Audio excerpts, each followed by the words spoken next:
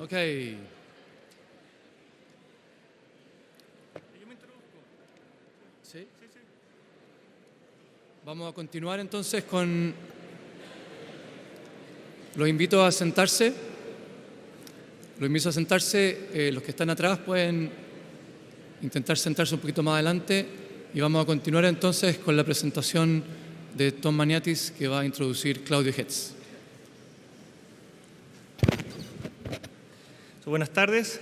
Como dijo Andrés, mi nombre es Claudio Hetz. Soy profesor titular de la Facultad de Medicina de la Universidad de Chile y también director alterno del Instituto de Neurociencia Biomédica que organiza este evento. Entonces, mi trabajo en este instituto se centra básicamente en tratar de entender las causas de algunas enfermedades neurodegenerativas y el diseño de estrategias terapéuticas experimentales. Entonces, en este bloque nos toca escuchar a uno de los científicos más destacados, más importantes en el área de la biología molecular, que yo personalmente admiro mucho, el doctor Tom Maniatis. Tom será introducido por Reinalda Zárate, quien es estudiante de tercero medio, pasó a cuarto en el Liceo número 1 Javiera Carrera. Y escogimos a Reinalda porque ha destacado por su creatividad y pasión por la ciencia. Ella desarrolló un proyecto bastante interesante este año, donde básicamente encontraron nanopartículas fluorescentes en bacterias. Un proyecto bastante interesante que ha sido premiado en múltiples ferias científicas, ferias de Explora, también la feria del Museo de Historia Natural, la feria de la Antártica Escolar, entre otros. Ella en este momento está determinada a estudiar bioquímica una vez que salga del colegio y ojalá dedicarse a la ciencia y la investigación. Así que recibimos a Reinalda.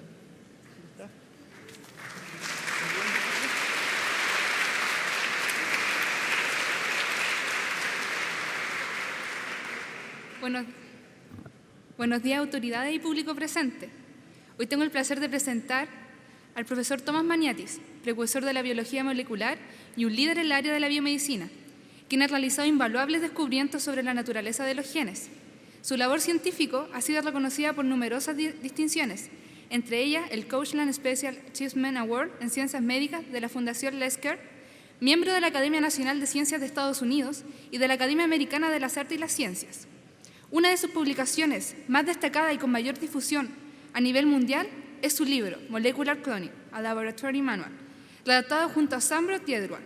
Esta Biblia metodológica de la biología molecular permitió que la tecnología de la clonación de genes fuera accesible a una amplia gama de disciplinas de las ciencias de la vida. El profesor Thomas Maniatis se destaca, además por su compromiso desinteresado por los jóvenes científicos, así como por su labor de difusión de tecnologías revolucionarias para la comunidad científica. El profesor Maniatis ha contribuido al desarrollo de diversos métodos fundamentales para la biología molecular, entre los que sobresalen la clonación precisa de ARN mensajeros y la construcción de bibliotecas de ADN, que permitieron expandir los usos de la entonces nueva tecnología de ADN recombinante, así como el desarrollo de la regulación de la expresión de proteínas virales y los mecanismos de procesamiento y transcripción de células eucariotas. La quinta esencia de clonación molecular se basa en un manual realizado a partir de su trabajo pionero, a partir de la cual se difundieron tecnologías que resultaron revolucionarias en una multitud de laboratorios alrededor del mundo. Conjuntamente, organizó el primer banco de ADN humano, que ha permitido a las investigadoras de todas partes del globo acceder a cualquier gen que necesiten. En su propio trabajo, el profesor Tom Maniatis ha realizado estos métodos para investigar los mecanismos de regulación de las células humanas, labor que antes solo era posible en células bacterianas, siendo el primero en identificar mutaciones puntuales asociadas con enfermedades hereditarias en el ADN. El profesor Maniatis, también fundador del Genetics Institute y del Pharmaceleron, es un pionero de la biotecnología y uno de los científicos que llevaron la biología molecular a la Universidad de Harvard. En 1980 se unió a lo que hoy es el programa de biología celular y molecular y ocupó el cargo de director del Departamento de Bioquímica y Biología Molecular en esa universidad. Actualmente es profesor Isidoro Delman de Bioquímica y Biofísica Molecular en el Congreso de Médicos y Cirujanos de la Universidad de Columbia, donde estudia la inmunidad innata, la regulación de genes en el cerebro y la esclerosis lateral amiotrófica. Sus contribuciones a la investigación han sido reconocidas por numerosos premios, incluyendo el Premio en Investigación Eli Lilly en Microbiología e Inmunología de la Sociedad Americana de Microbiología, el Premio Richard Lounsbury para la Biología, el Premio Drew Novartis en Investigación Biomédica, el AIM-MA al Logro Científico, el premio en la investigación del cáncer de la Fundación Pázaro y el más reciente y famoso premio Lesker Kochland 2012, logro especial en ciencias médicas, siendo uno de los más prestigiosos internacionalmente. El impacto global que ha tenido la labor del profesor Tom Maniatis en sus distintas investigaciones despertó en mí la curiosidad y perseverancia de seguir en el camino de la ciencia. Lo que me hizo elegir al llamado padre de la biología molecular no fueron tan solo sus innovaciones en la materia, sino más bien que el hecho de que, como yo, él contó con personas que lo enriquecieron y impulsaron en su vocación, como fue su profesor de química y su madre, quienes lo animaron a solicitar la beca para entrar a la universidad, con lo que inició su carrera científica.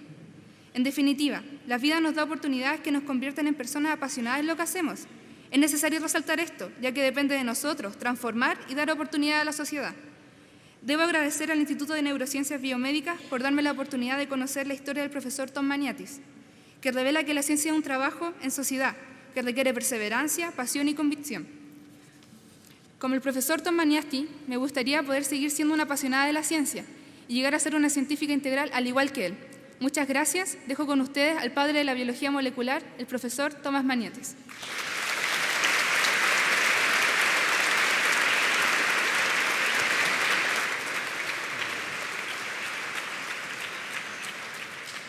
I'd like to thank.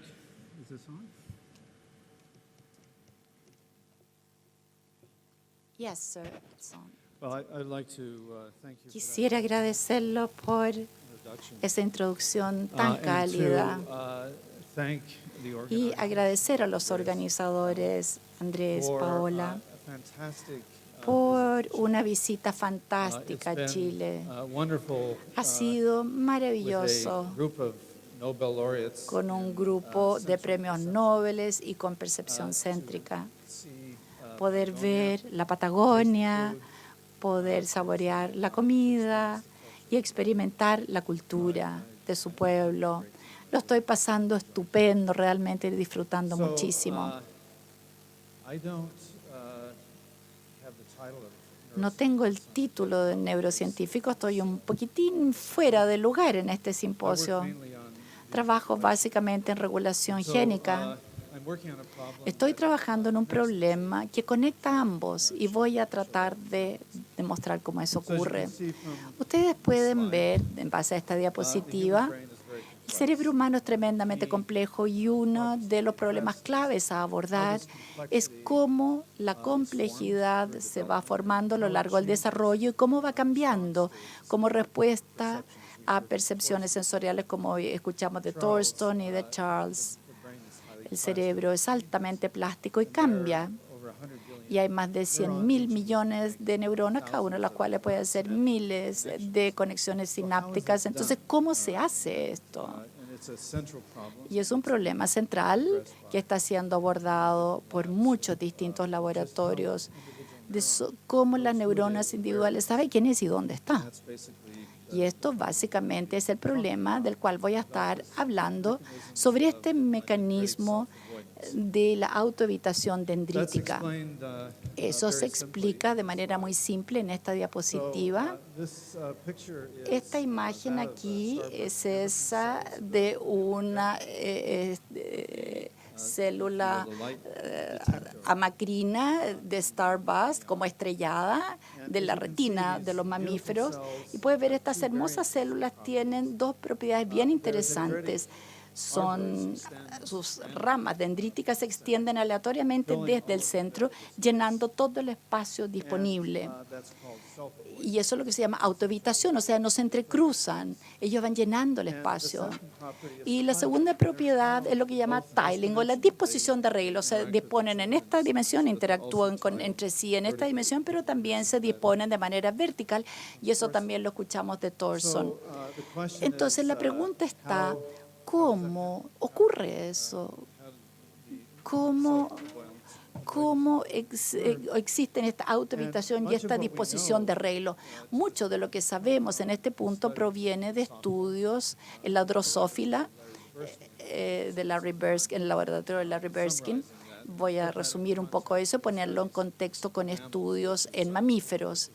que es en lo que nosotros trabajamos. I'd like to start with Yo this, quisiera partir con esta hipótesis, la hipótesis de la identidad de la célula única, en la cual cada neurona, cada célula aislada tiene un código de barra, por decirlo así, que es generado por la expresión combinatoria de isoformas individuales de proteínas de superficie celular que se involucran en interacciones homofílicas. Y lo que se muestra en este diagrama es una imagen de una interacción homofílica, y en este caso tenemos algunas proteínas de superficie celular que se llaman caderinas, que tienen secuencias de reconocimiento en sus dominios externos, que pueden interactuar solo con sí mismas. Así que aquí está esta caderina, vemos que hay un dímero en cada una de las dos células que interactúan y forman lo que se llama una interacción homofílica. Ahora, las consecuencias de esa interacción pueden ser una de dos tipos. Una es que lleva a la adhesión celular. Las células que tienen que ensamblarse a organelas o a órganos tienen que saber quién es su vecino. Y eso lo hacen a través de estas propiedades adhesivas. Pero otra propiedad es la señalización. Y no son mutuamente excluyentes, pero las moléculas de adhesión, de las cuales vamos a hablar después, son aquellas que no funcionan en la adhesión, sino que en señalización. Y vamos a ver en qué resulta la señalización. Entonces, esta es la idea básica, y es que cada célula tiene el conjunto de marcadores de superficie celular apropiado para diferenciarse a sí misma de todo el resto de las neuronas que la rodean.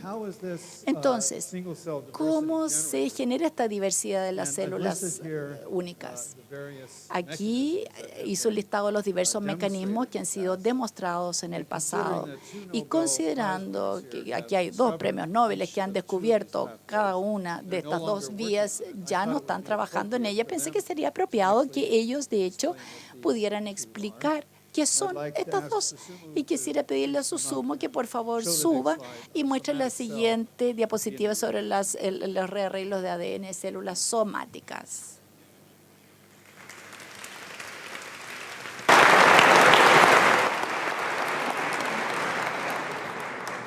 Okay. Okay. I should use this one here. Can you hear me? All right, great. Muy bien. This is the work I did in my Esta es previous parte del life. trabajo que hice en mi Not vida the current previa, life. no es la vida So, actual. in case of antibody En gene, caso de un gen de anticuerpo, cuando uno nace, uno no tiene complete antibody gene. unos genes de anticuerpo muy buenos y completos. Se hereda de los padres los segmentos Single antibody gene. de los genes de Shown anticuerpo here. únicos que se And, muestran on the acá. left side is called Y el otro variable lado region gene, hay which is regiones important to variables, que es muy recognize importante para pathogens, reconocer los different kind of patógenos, pathogens distintos they do. tipos de So you have patógenos. to have a different kind of, Así que hay que tener variable region gene here. una And on this distintos side is tipos de more región variable de common genes, y function. aquí son las funciones más comunes de todos los anticuerpos.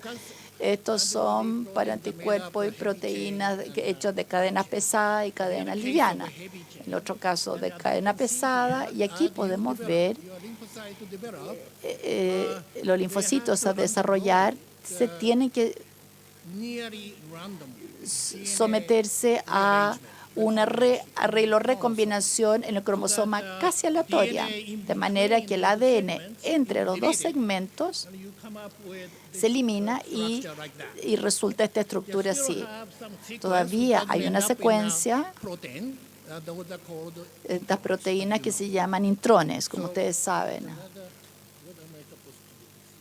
¿Qué más tengo que hacer aquí? Dice. okay, and then Bueno, after they are assembled, después de que as I se just said, ensamblan, como les the entire dije, thing is transcribed, todo which se is called transcribe messenger RNA. a lo que se llama el RNA premensajero, y hay otro sistema al nivel del RNA que se llama el splicing de RNA, que saca lo que se llaman los intrones, y finalmente terminamos en un gen único de cadena pesada que puede codificar, ensamblar una cadena pesada. ¿Hay otra más? Important thing, A lo importante, one should realize, uno debe darse cuenta que en este proceso only those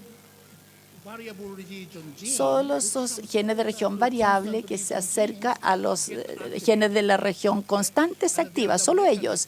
Y el mecanismo para acercar solo una sola copia de un gen de la región variable. Incluso cuando hay dos homólogos, tenemos un diploide para cada cromosoma, solo uno de ellos podrá sufrir este proceso, que se llama exclusión alélica. Así que el linfocito único puede hacer solamente una solo anticuerpo de cadena pesada, una sola proteína anticuerpo de cadena pesada.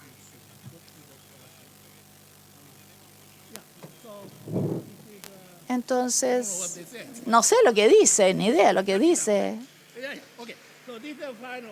Esta es la final. Lo que se muestra aquí en el lado izquierdo, ustedes ven la cadena liviana, al lado derecho la cadena pesada, y todas están separadas en el cromosoma y se manifiestan en distintas partes del genoma. Sufren este tipo de reordenamiento, y lo que yo creo que se está mostrando aquí es cómo uno puede tener una enorme diversidad de un grupo final de genes de anticuerpos que uno necesita para protegerse a sí mismo en contra de esta cantidad tremenda de patógenos que hay, virus, bacterias, hongos, etcétera. Y el número final que se muestra aquí abajo, comenzando solo con unos cientos de segmentos de genes que uno hereda de sus padres, uno puede llegar a tener 5.2 millones distintos de genes de anticuerpos. Muchas gracias. Ese es el número de combinaciones posibles.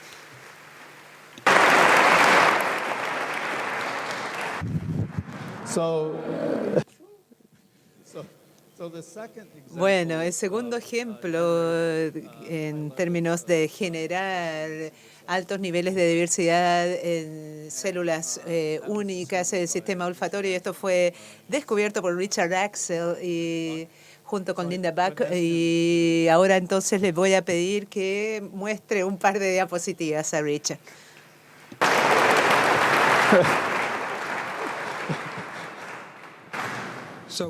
Bien, el problema del reconocimiento olfatorio conceptualmente no es diferente a lo que se ha descrito para el reconocimiento de los antígenos. La pregunta es, ¿qué mecanismo hace que un organismo evolucione para reconocer la manera más rápida de que las moléculas en el medio ambiente que nosotros describimos como los aromas, olores? Y sin duda, lo que Linda Buck en mi laboratorio mostró es que alrededor de 5% de los genes en el cromosoma codifican para receptores de olores. Alrededor de 20 genes en el cromosoma se dedican al reconocimiento de los olores. Y el problema es cómo el cerebro sabe qué olor se ha encontrado, y lo hace así, como lo vamos a ver posteriormente, al determinar qué neuronas han sido activadas por un olor determinado bajo circunstancias en las cuales una neurona determinada está expresando solo uno de los miles de genes. Por ejemplo, si una neurona expresa muchos genes, muchos receptores, entonces, ¿cómo sabe el cerebro cuál receptor es el que se activó? Es decir, hay un fenómeno de singularidad, y la solución es bastante diferente a la solución que Susumo ha descubierto. ¿Y cuál es la razón? Es que inherente a la solución de Tonegawa, alrededor de más de 1000 reordenamientos que se han descrito son productivas, pero el sistema inmune tiene el lujo de decodificar aquellas células que no producen un reordenamiento efectivo. Si eso fuera cierto en el cerebro, uno estaría desechando la gran mayoría de sus neuronas. Entonces, ¿qué ocurre? Se elige un mecanismo diferente, y este mecanismo es muy simple. Es decir, cada uno de los miles de genes tiene sus propias secuencias regulatorias y una célula elige una de estas secuencias regulatorias.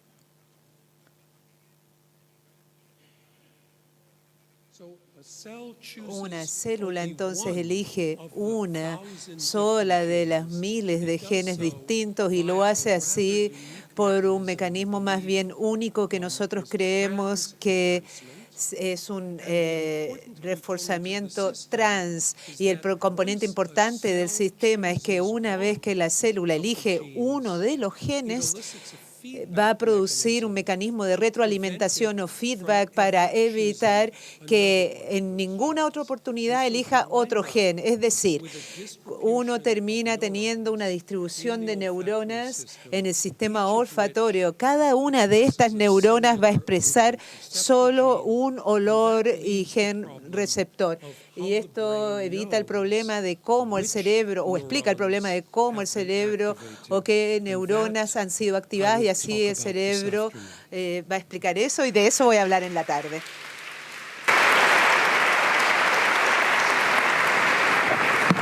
Thank you, Richard. Muchas gracias, Richard. Bueno,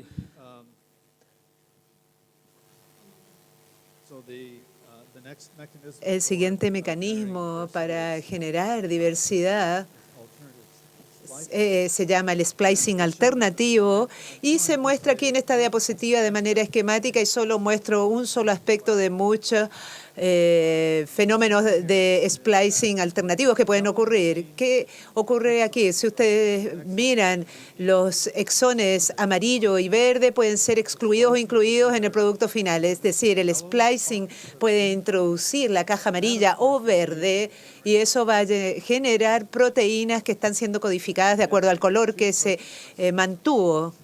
Y así se producen dos isoformas proteicas que son diferentes una de otra y pueden tener funciones distintas una de otra. Y eso, de hecho, ese es el mecanismo por el cual la la autoevitación se logra con este splicing distinto.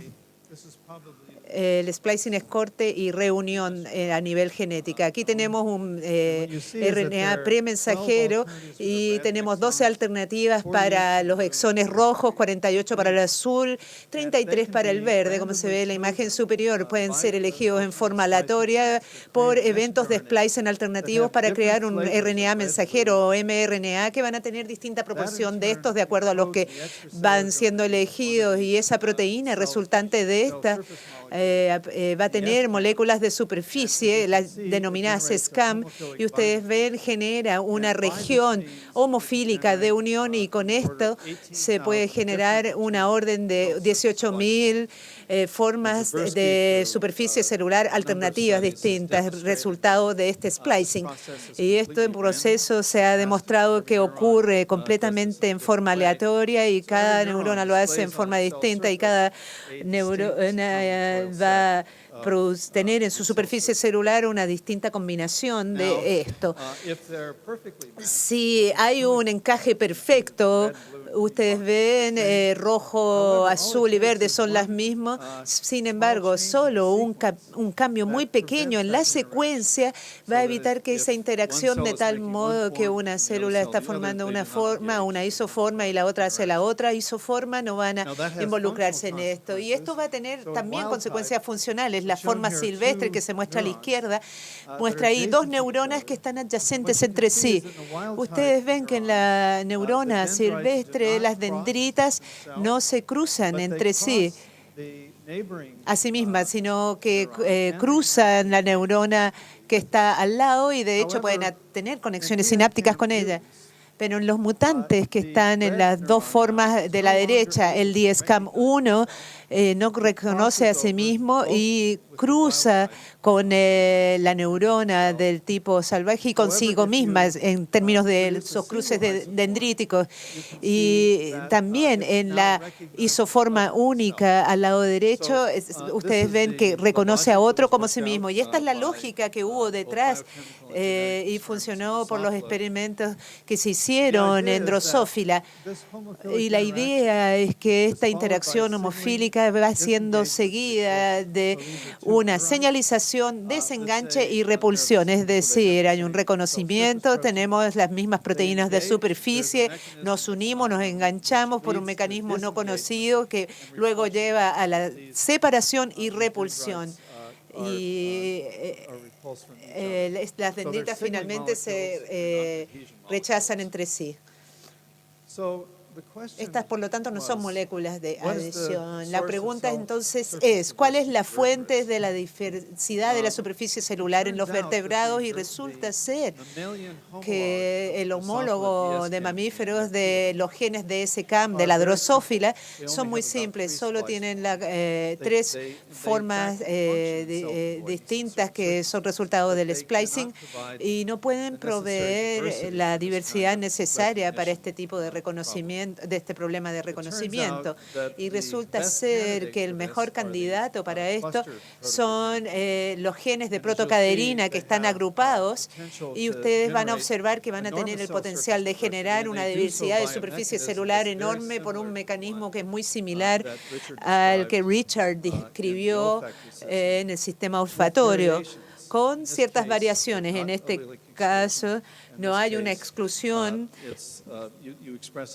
y se expresa un grupo distinto en cada ocasión. Hace 10 años atrás, o más de 10 años atrás, basándose en algunos clones que fueron publicados por Takeshi Yagi, se describió las proteínas de superficie celular en esa época que interactuaban y fuimos capaces de aislar y secuenciar y caracterizar la organización de este grupo genético de la protocaderina de mamíferos. Ustedes ven, hay tres grupos, alfa, beta y gamma respectivamente, arriba hacia abajo. Y cuando vimos esto por primera vez, parecían como los genes de las inmunoglobulinas, tenían un ordenamiento similar. En anaranjado, las barras son los exones que codifican para el dominio extracelular y son variables. Y en el extremo final, ustedes ven que hay 3 exones constantes en negro, que son muy similares a lo que es los genes de la inmunoglobulina. El segundo clúster o grupo de genes tiene exones variables, pero no tiene una región constante. Después les voy a explicar por qué. Y el gamma, el grupo gamma inferior, es una repetición del alfa, básicamente con 2 distintos tipos de isoformas proteicas y un exón constante en negro. Quiero señalar que estas líneas claves aquí corresponden a genes que se expresan en todas las células, y eso lo voy a explicar en un momento, pero son distintas las isoformas dentro de cada uno de sus grupos correspondientes. Las protocaderinas son muy similares a las clásicas N-caterinas. Ustedes ven a izquierda y derecha respectivamente sus dominios externos o extracelular. Tiene una serie de moléculas, tiene un dominio transmembrana y un dominio intracelular. A lo que me gustaría referirme ahora es discutir 3 temas. Uno es cómo esta diversidad ocurre o es generada. Segundo, cuál es la naturaleza de las interacciones homofílicas combinatorias en estas células, y finalmente mencionar una de las funciones que se ha delucidado. La primera pista de cómo se generó la diversidad fue provista haciendo un escaneo de secuencias que se puede ver aquí, excepto con la línea morada, que son secuencias que están ubicadas a la misma distancia río arriba de las regiones variables. Esas flechas ahí están indicando que cada una de estas regiones variables contienen una secuencia de promotora, donde se inicia la transcripción, y ustedes ven que hay una secuencia de consenso abajo. Es una característica común de las 58 isoformas de protocaderina. Y yo debería decir que el punto importante aquí es que estos genes se expresan exclusivamente en el cerebro. Y esa es parte de este grupo genético. ¿Y cómo ocurre esto? ¿Qué ocurre? Hay una selección del promotor, en este caso la protocadenina 8, hace un transcripto bastante largo que puede ser 300.000 nucleótidos de longitud, y el evento de splicing ocurre entre el sitio 5' arriba abajo desde el primer exón y corta hasta el 3' del sitio de corte en el siguiente exón constante. Ahí ocurre el corte saltándose todo lo que está entre medio por un mecanismo que estamos tratando de comprender.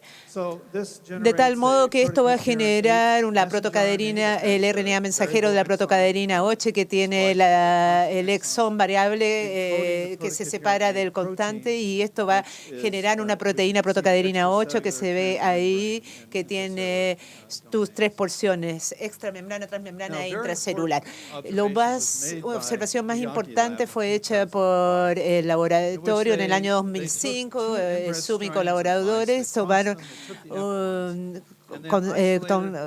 los F1 y aislaron células de Purkinje, y en ese momento, utilizando otra tecnología de qPCR o proteína C reactiva, o de recombinación, fueron capaces de identificar neuronas individuales, y en esta neurona se observa la activación del alfa 7, y estos dos exones de tipo C se expresan a partir de ambos cromosomas, y ustedes pueden ver que el alfa 2 y alfa 10 son los que están activados en el alelo paterno abajo, y lo mismo es cierto para la protocadenina beta y gamma, el grupo de genes para estos dos. Entonces el promotor se eligió. El primer paso entonces para comprender eso es poder identificar los elementos que refuerzan la transcripción. No voy a meter en detalle de cómo esto fue hecho, porque hubo una serie larga de experimentos con hipersensibilidad de DNA, etcétera, pero 2 elementos fueron identificados, uno denominado HS7, sector 7 de hipersensibilidad, y el otro HS5-1. Ustedes ven, uno está ubicado en el intro de la región contante y el otro arriba abajo, y si ustedes toman cada una de estas secuencias, HS7 y H5-1, y hacen ratones transgénicos utilizando esto, y el gen solo se expresa exclusivamente en el sistema nervioso central con el patrón de los genes de la protocadenina. Hemos caracterizado estos elementos de manera muy extensa, y eso se resume en esta diapositiva. Esta es una organización regulatoria básica del clúster. Ustedes pueden ver que hay HS5-1 y HS7 que activan estos genes. 5-1 primordialmente activa las isoformas alternativas. HS7 es una de estas formas constitutivas. Hay un elemento aquí bien abajo, muy lejos de esta otra, que activa el clúster beta, y hay un conjunto de secuencias similares que activan las gamma. Entonces hay una distribución de elementos de enhancer específicos que se organizan de manera tal que regulan la opción aleatoria de cada uno de estos promotores.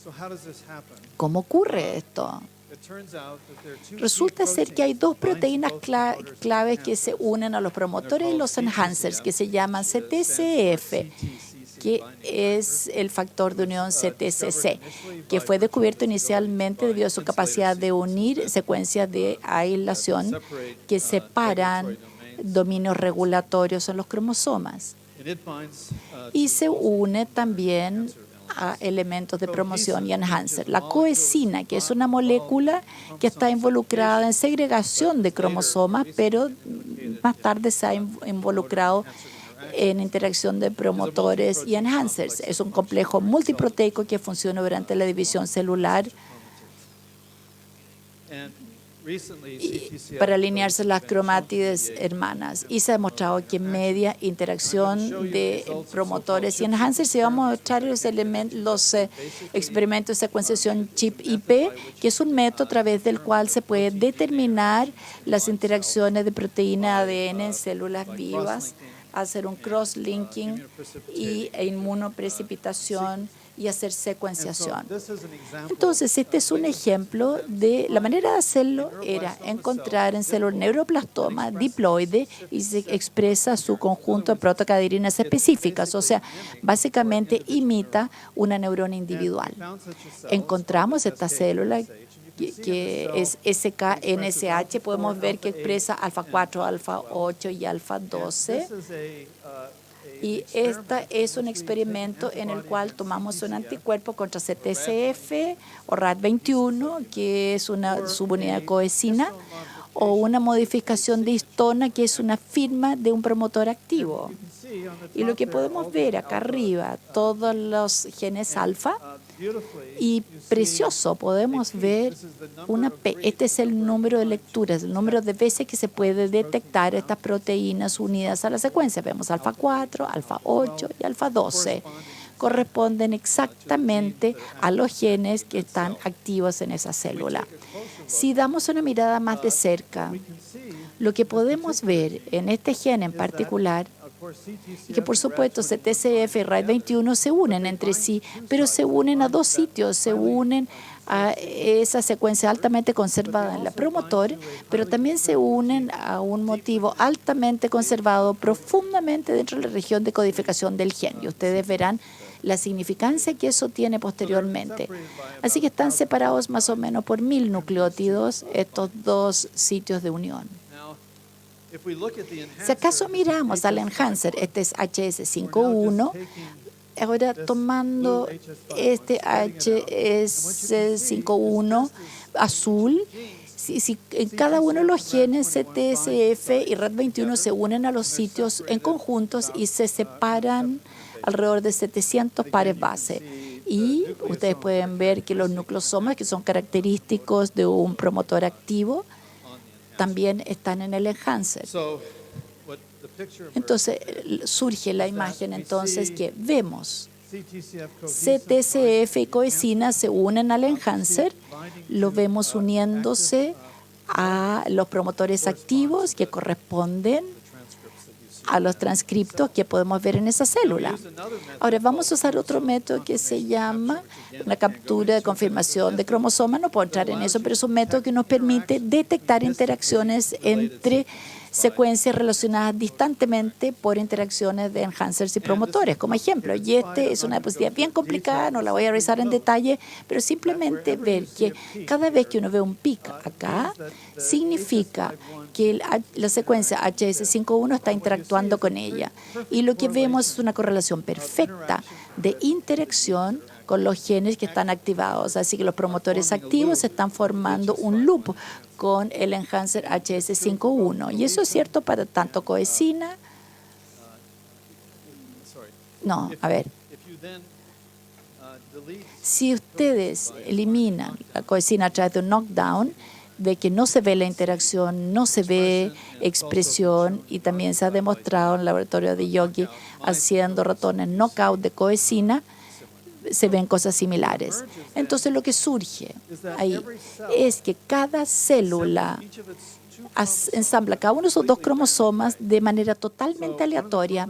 Entonces uno de los cromosomas que vemos acá es HS51 a través de coesina, y CTCF está involucrando alfa 4 y alfa 8, y también involucra C1 y C2 que están expresados en cada célula, y el otro cromosoma expresa alfa 12 y C1, C2. Entonces, lo que parece que ocurre es que a través de un evento al azar se ensambla este complejo de transcripción que expresa un conjunto específico de caderinas de manera diferente en cada célula. Y lo notable es que, por lo menos en estas líneas celulares, ahora estamos haciendo estos experimentos de ratones, pero en las líneas celulares hay estabilidad epigenética. O sea, esta línea celular ha estado en el laboratorio 40 años, hemos mirado diversos subclones, todos se expresan en el mismo conjunto. Entonces, de alguna manera, esta configuración se conserva a lo largo de la división celular.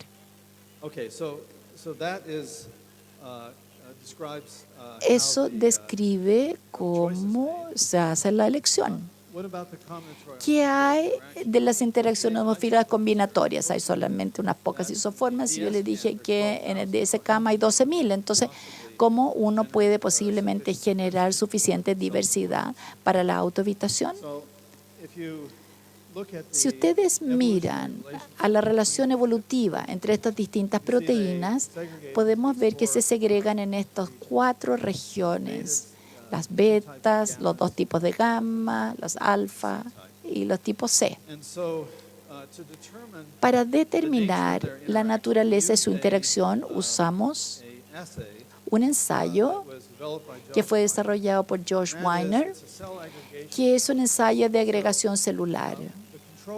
El control aquí es expresar una proteína mCherry en la célula. Después se coloca a través de un procedimiento de agregación y ve que solamente hay puntos rojos individuales. Sin embargo, si ahora se une el mCherry a protocaderina alfa 2, se transfecta las células, eso permite agregación y vemos estos acúmulos. Entonces, es una manera de hacer un ensayo para ver la especificidad de esta interacción. Si ustedes miran a la organización a nivel de los distintos clústeres, hay una cosa notable que uno ve y es que ninguno de las protocaderinas alfa resultan positivas. Todos los betas, los 2 tipos de gamma y 3 de 5 tipo C, isoformas tipo C. Así que era un puzzle de por qué estas alfas no interactúan. Entonces llevamos a cabo un estudio distinto, ensayo distinto. Y vamos a volver a eso en un segundo, pero para probar la especificidad, pusimos M-Venus en una protocaderina, M-Cherry en la otra. Y si acaso se involucran interacciones homofílicas, o sea, si no se involucran interacciones homofílicas, uno ve colonias rojas y verdes. Mientras que si acaso se usa las mismas isoformas, se ven estas colonias mixtas. Entonces podemos mirar a cada uno de estos. Hemos visto todas las combinaciones posibles. Lo que podemos ver es que estos son todas las gamma B y podemos ver que hay colonias mixtas y en la diagonal no. Y yo debería decir que algunas de estas isoformas son distintas entre sí solo por un par de aminoácidos. O sea, es altamente específico. Lo mismo ocurre para beta. Ahora, ¿por qué las protocaderinas alfa no interactúan? Pudimos hacer el siguiente experimento para demostrar que la falla era su capacidad para llegar a la superficie celular por sí solas. Y podemos ver que estamos expresando una sola isoforma ahí. Transfectamos 2 células, uno con gamma B6, esa isoforma, y la otra con una isoforma alfa 4. Y no ve nada. Pero ahora, si acaso mezclamos 2 clones CDN8, uno que codifica el alfa cherry y el otro es el gamma, que le falta lo que necesita para esa reacción es nulo. Pero como combinación podemos ver que se expresa la isoforma.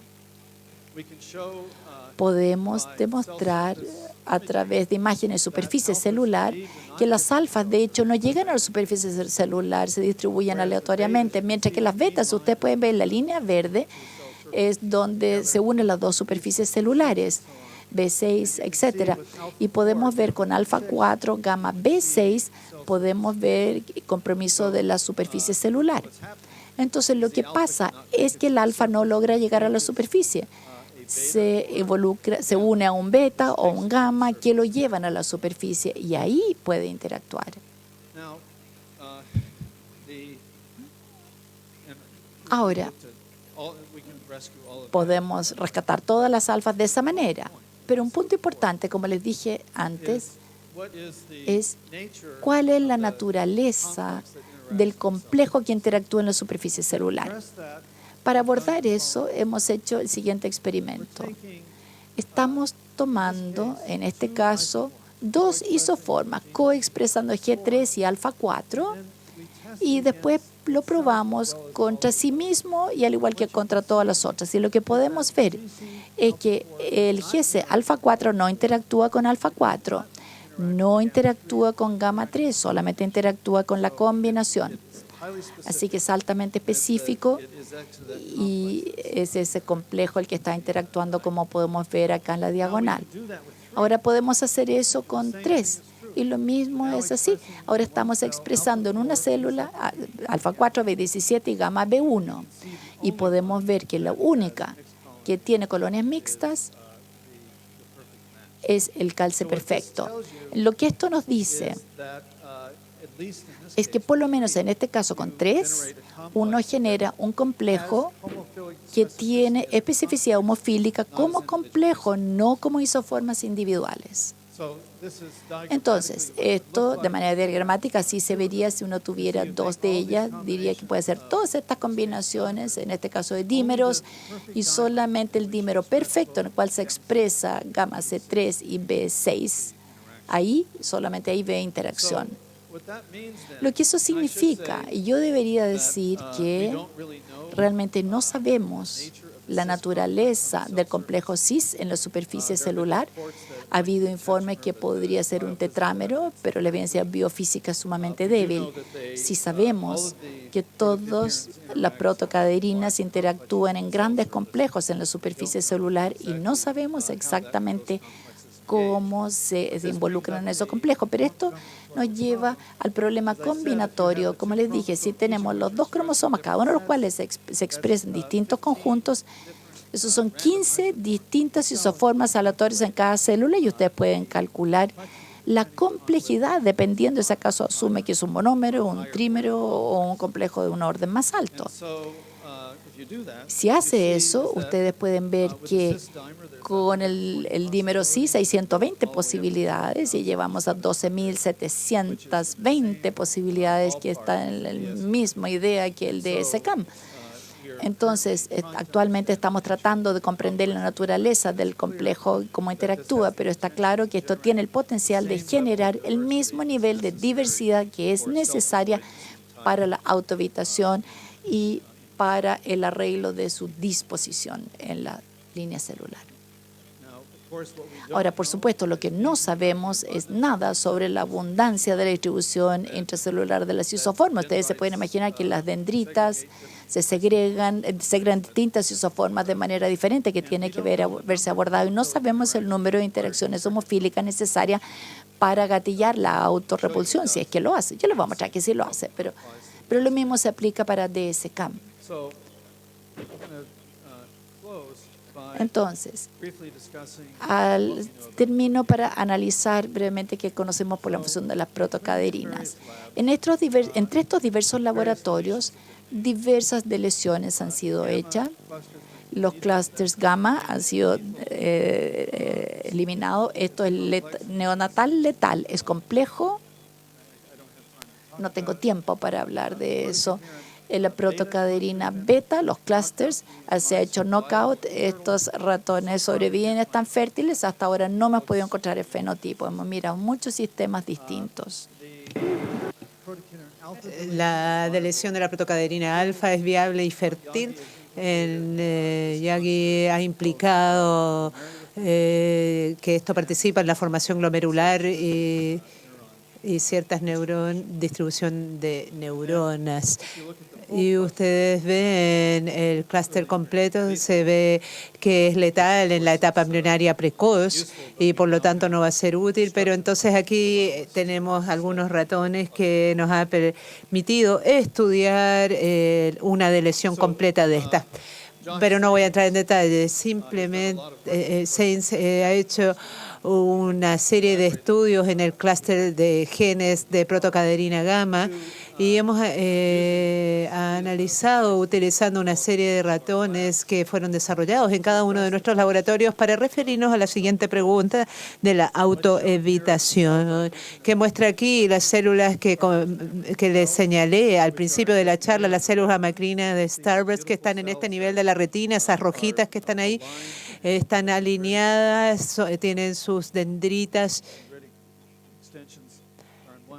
que están en un plano y en un corte transversal se ven así, si uno mira hacia abajo se ve así, y si uno toma una sección individual, ustedes pueden observar que hay interacción iso y heteroneuronal. Heteroneuronal significa entre células adyacentes, entonces interactúan entre sí, pero no hay un cruzamiento de las dendritas entre sí. Entonces, que utilizando varios métodos para deleción autoespecífica, se demostró que sin duda este grupo de genes es esencial para la autoevitación. Aquí tenemos el tipo silvestre y cuando uno produce la deleción de ambas copias de todo el grupo, el gen gamma, y ha sido cuantificado, etcétera. Y esto más o menos se ve exactamente igual que el fenotipo de autoevitación de las DSCAM en la drosófila. Y nuevamente, este experimento se hizo primero en drosófila cuando la protocaderina gamma C3 se expresa en una célula nula. Con un knockout de la protocaderina gamma, uno puede evitar la autoevitación para las interacciones isoneuronales, es decir, le falta el grupo gamma, pero igual está haciendo un tipo de gamma C3.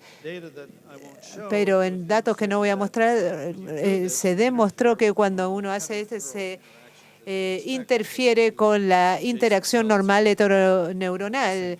Y eso es comprensible porque se fabrica la misma isoforma. Para resumir, entonces, como les he señalado, la diversidad de la expresión genética se genera por una elección de promotor estocástico y el splicing alternativo, el mecanismo de la elección de promotor, involucra el looping de DNA estocástico o el circuito de repetición de DNA estocástico entre los enhancers transcripcionales y los promotores activos.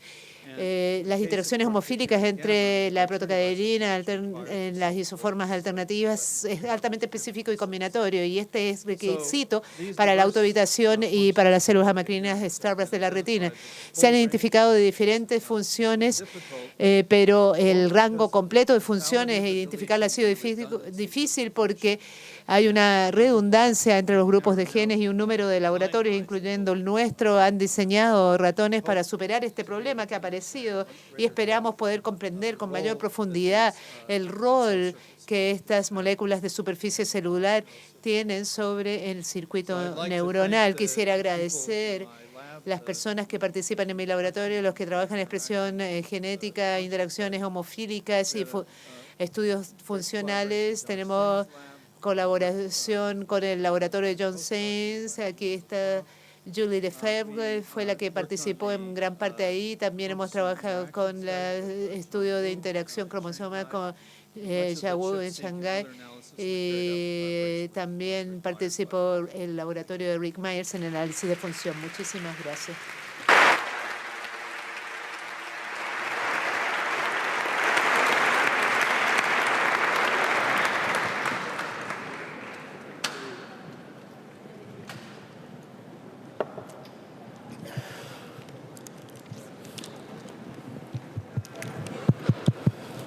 Thank you, Tom.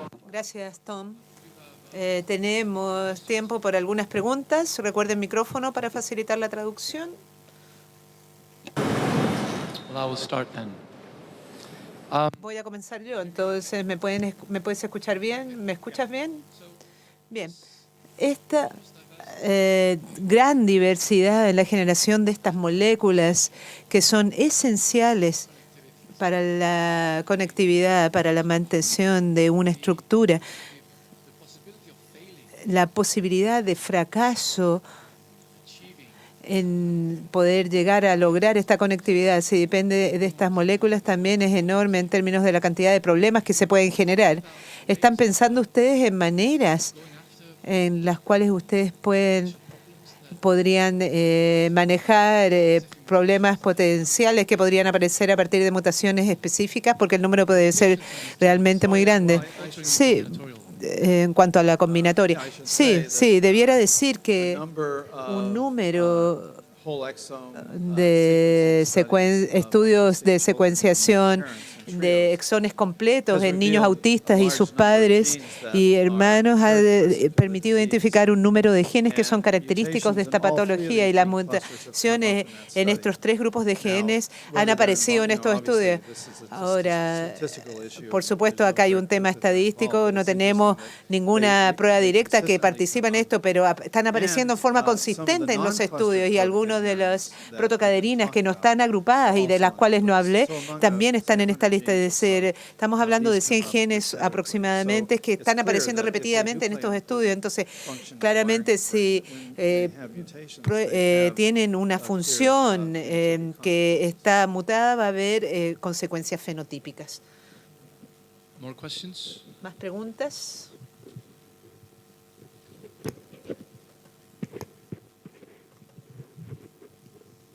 Gracias, profesor, Thank por su excelente you conferencia. very much, profesor. Me gustaría saber si usted conoce alguna información o investigación que relacione a las protocaderinas con la esquizofrenia.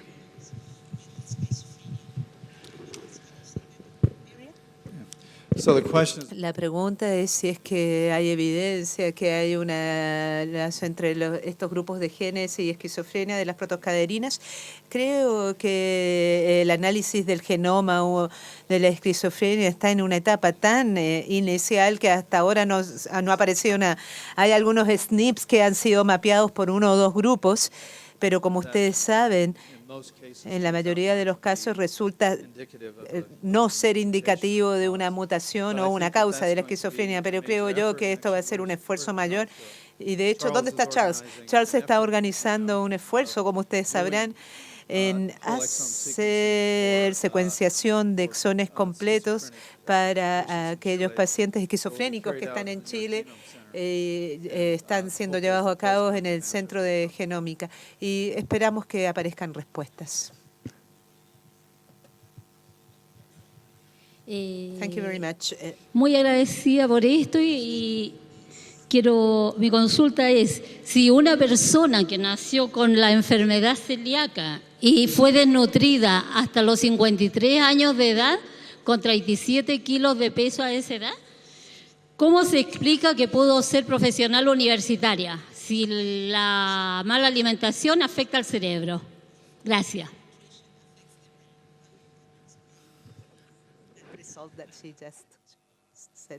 No puedo explicarlo.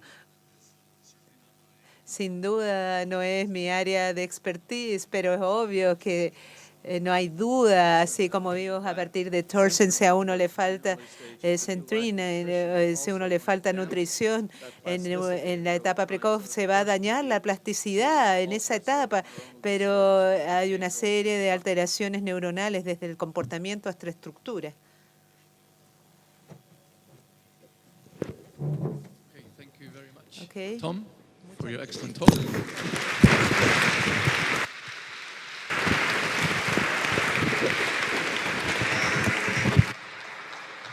Tengo un par de anuncios antes que se retiren. Nos vamos a juntar aquí de vuelta a las 2:30 para las sesiones de la tarde.